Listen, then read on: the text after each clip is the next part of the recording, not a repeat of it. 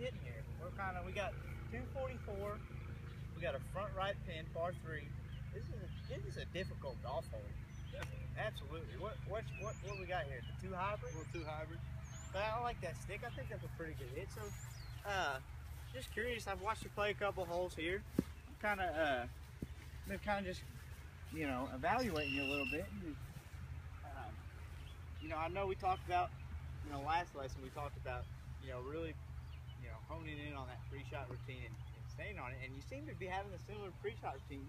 But now I kind of want to address, what's in the pre-shot routine, what goes into it, because you seem to be doing something. But I think if we can keep that consistency, but maybe improve it just a little bit. But just take me through how you hit this shot. Just curious. What's your thought process? Teeing the ground first, right? That's the best part. That's the first part. That's the first part.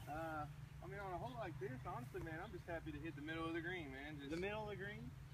So that's what I'm kind of going for. I just kind of, maybe that tall tree, just boom, right in the middle of the green. A lot of times that's not a bad approach, just the middle of the green. But at the same time, for a player like yourself, and you're starting to really, get to that competitive level where you really want to start competing against other top amateurs, I think that a guy like you can start really, using visualization and some game management to save some strokes. And I think those strokes, if we do it correctly and really ingrain, rely on a pre-shot routine, I think those strokes will fall off. So we're kind of just aiming for the middle of the green. Alright, so just kind of a couple ideas here. I've got a real, kind of a cool little thing I like to say to myself. I don't know. You might find it handy. It's called well. Alright? Each time before I go to hit a shot, I think well to myself, okay? And well stands for wind, elevation, lie, and distance, okay? So those are kind of 4 things that I want to evaluate prior to every shot. And if I can check those off and say, all right, I've accounted for those 4, then I can get myself in a real comfort zone and I can see the shot. And that's really what I want you to start doing, is kind of see the shot and visualizing it.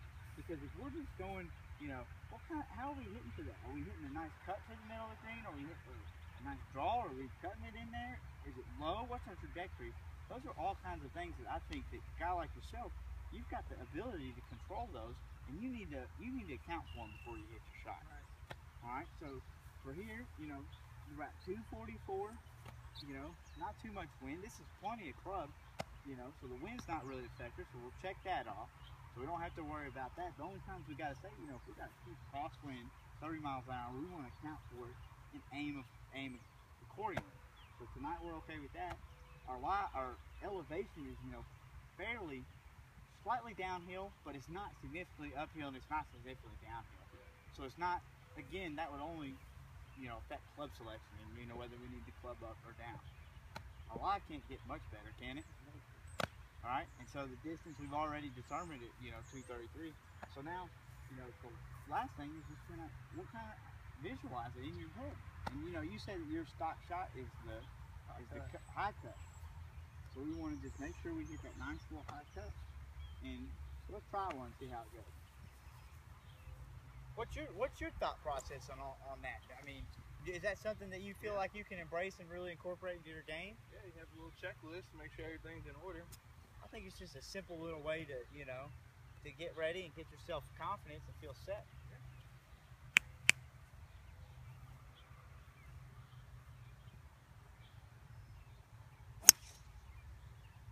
There's that high cut.